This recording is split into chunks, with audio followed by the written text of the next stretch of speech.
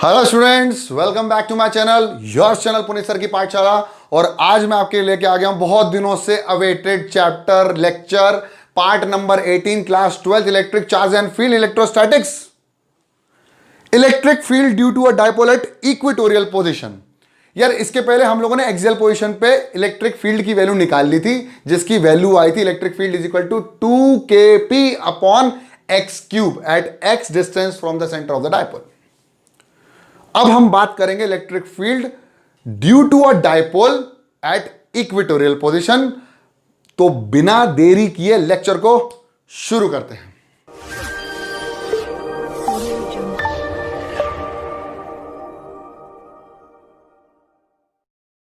तो अब तक के पार्ट आपने 17th देख लिए होंगे, नहीं देख लिए तो कुछ मत करो, पुनीत सर की पाठशाला क्लास 12 डाल दो, आपको सारे लेक्चर्स मिल जाएंगे पार्ट नंबर 17 तक।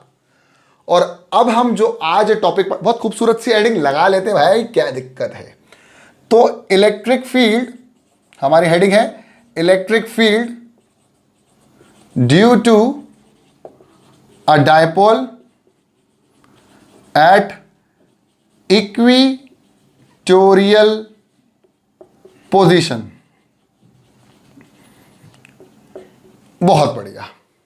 तो सबसे पहले तो एक बात कर लेते हैं, एक्सियल पोजीशन पे देखो यार, ये माइनस क्यू था, ये प्लस क्यू था, और एक्सियल पोजीशन इन्हीं की लाइन में ही रहती थी, जो कि सेंटर से एक्स डिस्टेंस दूर इलेक्ट्रिक फील्ड आई थी, वो आई थी kp अपॉन एक्स क्यूब, नहीं 2kp अपॉन एक्स क्यूब। और ये आया था वेक्टर में, इसी के डायरेक्शन में, यानी जो डायपोल मोमेंट का डायरेक्शन था वही डायरेक्शन था इलेक्ट्रिक फील्ड का। बहुत शानदार। डायपोल मोमेंट होता है Q इंटू 2L, ये भी आपको पता है, पिछले लेक्चर पुनीत सर की पाठशाला, जिनको लाइव क्लासेस अटेंड करनी हो, अपने सारे डाउट क्लियर करने हो, कृपया डीएम करो पुनीत सर की पाठशाला इंस्टाग्राम, बहुत बढ़िया। और उसका लिंक भी आपको नीचे मिल गया, हो गया प्रमोशन। आगे बढ़ते हैं। सर आप इतनी एनर्जी में क्यों हैं?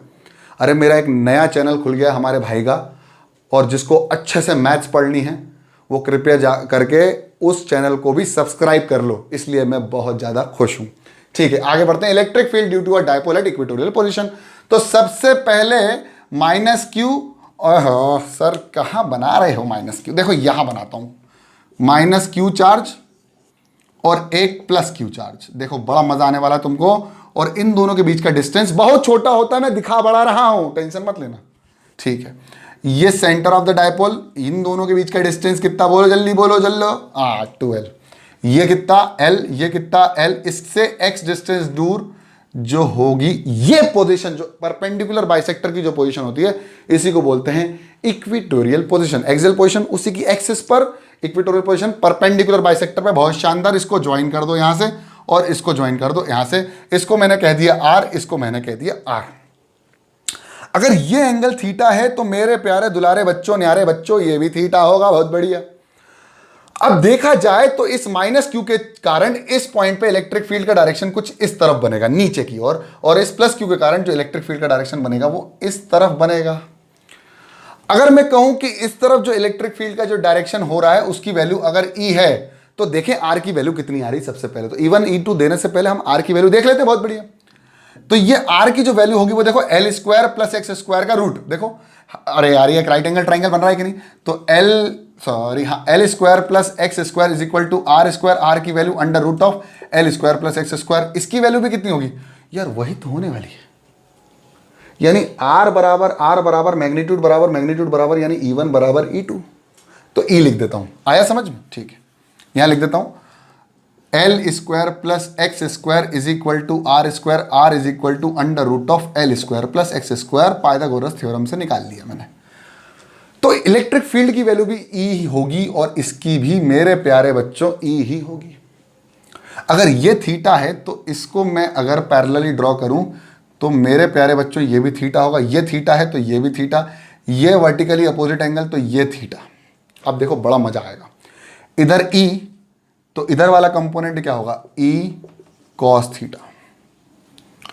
इधर E तो इधर cos थीटा, इधर क्या होगा E sin थीटा। किसका? इसका। देखो ना यार, अरे नहीं समझ में आ रहा क्या, देखो फिर से दिखाते हैं। ये तो R था, ये बीच में रहेगा, इधर ई कॉस थीटा, इधर ई साइन थीटा, तो इधर आ गया ई साइन थीटा। बहुत बढ़िया। अब इस ई का निकालो, इधर ई कॉस थीटा, ऊपर ई साइन थीटा, निकाल लो। ई कॉस थीटा ऊपर की तरफ ई साइन थीटा। बहुत बढ़िया। देखा जाए तो ई साइन थीटा से क्या हो रहा है, लड़ाई कर रहा है और कैंसिल हो रहा है, लड़ाई कर रहा है और कैंसिल हो रहा है। और यहां पर नेट इलेक्ट्रिक फील्ड जो एक ही डायरेक्शन में काम कर रही है वो है ई कॉस थीटा। इसका सिंपल सा अर्थ देखूं तो मेरे पास जो नेट इलेक्ट्रिक फील्ड आएगी, तो electric field net will be equal to E cos theta plus E cos theta two E cos theta. बहुत बढ़िया।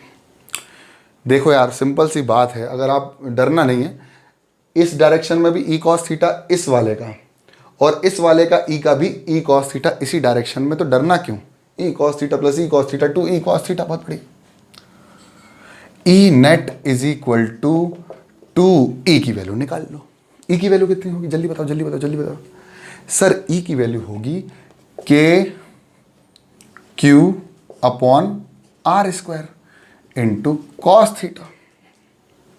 ठीक है। अब ई नेट कितना होगा, 2kq अपॉन आर स्क्वायर की वैल्यू रख दो, under root of l square plus x square the whole square. अच्छा एक बात बताओ कि अगर ये बेस है, थीटा ये है तो बेस ये हो जाएगा, ये परपेंडिकुलर है या हाइपोटेनस है, कॉस क्या होता है, बेस अपॉन हाइपोटेनस। लगा दो, cos theta will be equal to base upon hypotenuse. लगा दो, बेस कितना एल, हाइपोटेनस कितना आर की value under root of l square plus x square. बहुत बढ़िया। इससे ये कैंसिल, एल इंटू 2q, तो के Q into 2l upon L square plus x square की पावर 1, और ये हो जाएगा L square plus x square की पावर 1/2। रूट हटा दिया, 1/2 लिख दिया, कोई दिक्कत तो नहीं। हाँ, ये हो गया ई नेट। अब क्या करें यार, आपको मैंने अभी बताया था कि जो इलेक्ट्रिक डाइपोल मोमेंट होता है वो होता है Q इंटू 2L। दिख रहा होगा आपको, मैंने पहले ही लेक्चर के शुरुआत में बता दिया था आपको। पुट कर दो यहां पर, E net will be equal to k p upon, ये क्या हो जाएगा, L square plus x square की पावर 1 प्लस 1/2, 3/2। ये है नेट इलेक्ट्रिक फील्ड, ये है नेट इलेक्ट्रिक फील्ड, ये नेट इलेक्ट्रिक फील्ड आई है। अब अगर देखा जाए तो इसका मैग्नीट्यूड तो ये आया है, लेकिन डायरेक्शन क्या है, देखो डायरेक्शन इस तरफ जा रहा है और पी का डायरेक्शन कुछ इस तरफ जा रहा है। मैंने आपको बताया था कि जो इलेक्ट्रिक डाइपोल मोमेंट होता है उसका फिजिक्स के अंदर जो डायरेक्शन होता है वो होता है नेगेटिव से पॉजिटिव, और यहां पर इलेक्ट्रिक फील्ड उसके जस्ट अपोजिट जा रही है। तो बस अगर इसको वेक्टर में खेलना है तो ई नेट का जो डायरेक्शन होगा उसके जस्ट अपोजिट होगा, वो हो जाएगा माइनस ऑफ के p vector upon L square plus x square की पावर 3/2। लेकिन ये हमारा एंड नहीं है, ये हमारा सवाल का एंड नहीं है। सवाल इससे भी आगे सॉल्व हुआ हो जाता है और हुआ करता है, और वैसे ही हम लिखते हैं किताबों में। यार अगर देखा जाए तो ये L और ये L mm में होता है, और अगर ये R, ये जो X है उसका अगर डिस्टेंस देखा जाए तो इस X का डिस्टेंस मीटर में होता है। तो अगर मैं कहूं कि भाई छोटी क्वांटिटी का स्क्वायर और छोटा और बड़ी क्वांटिटी का स्क्वायर और बड़ा, तो अगर मैं कह दूं कि l square plus x square 10 कर जाएगा एक्स स्क्वायर का, because because because because x is greater than l and x square is more more more more more more more more greater than l square. तो फिर ये 10 कर जाएगा L square plus x square 10 to x square, बस put कर दो।